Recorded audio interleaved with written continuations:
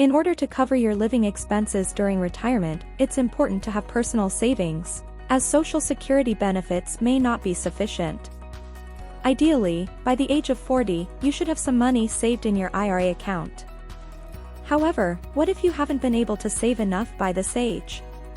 It's possible that you focused on paying off debts, such as credit card or student loan debt, in your 20s, and spent your 30s saving for a home, paying for the associated mortgage payments, and childcare costs in order to maintain employment. It's not uncommon to reach the age of 40 without any savings in your IRA. But it's a situation that needs to be addressed as soon as possible.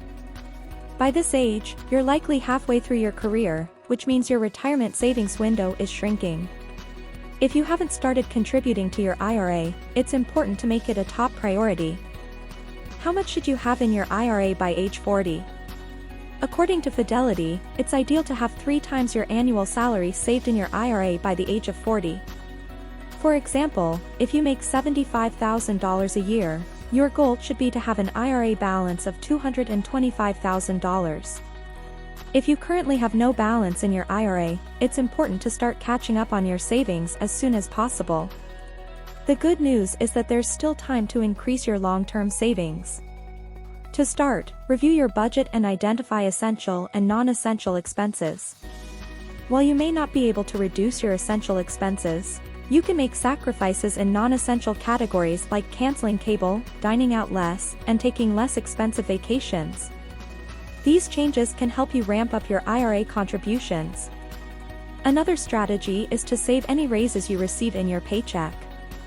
By consistently adding this extra money to your IRA, you can steadily increase your savings without sacrificing your lifestyle.